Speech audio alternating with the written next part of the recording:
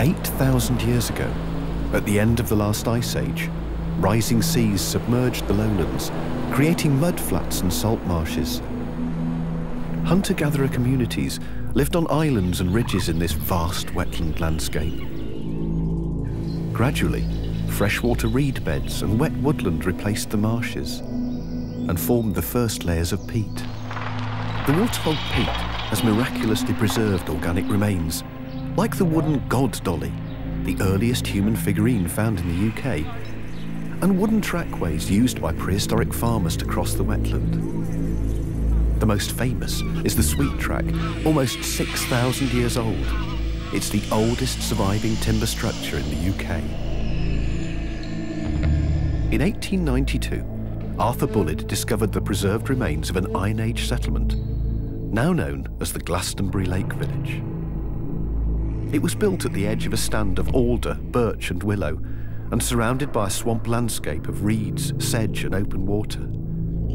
The incredible preservation on the site gives us our most complete evidence of Iron Age life, including the violent nature of the inhabitants, who collected the heads of their enemies. The first people to drain the wetlands for agriculture were the Romans. At Ilchester, a Roman fort and later a town controlled the road network around the wetlands. On the coast, the Romans developed a thriving salt industry, with a criminal sideline in coin forging.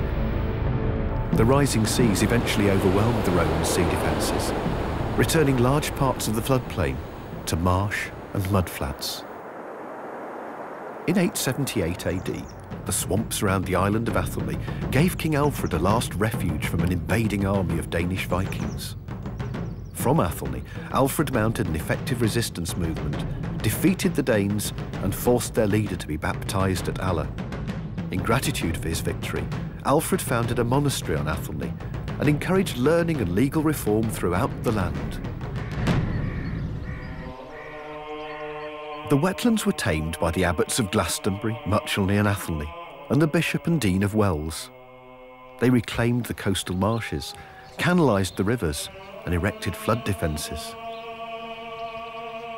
The landscape they created still exists largely unchanged today. The profits from this new land allowed the building of opulent architecture. At Glastonbury, the abbey promoted itself to medieval pilgrims by creating myths and legends, including the faked discovery of the grave of King Arthur. Flooding has always been a characteristic of this landscape. The Industrial Revolution finally brought the ability to tame the flood.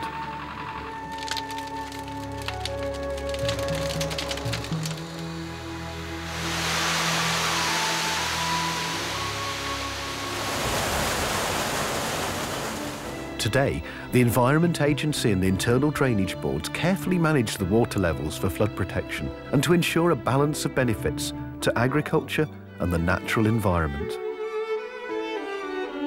In the Brew Valley, peat for fuel has been dug by hand since Roman times. But since the 1950s, burning peat for fuel has declined. Extraction has been mechanised, and peat is now used extensively for horticulture. The traditional willow growing and basket making of the southern moors has had its ups and downs. The industry survives today due to the passion and determination of all those involved. The fields, reens and nature reserves of the Levels and moors are home to rare flora and fauna, particularly wetland birds. This landscape has constantly changed. Local people have used and altered the wetlands and have always had to be adaptable and resilient. But rising sea levels and climate change will pose new challenges. The Somerset Levels and Moors, a living landscape to celebrate and cherish.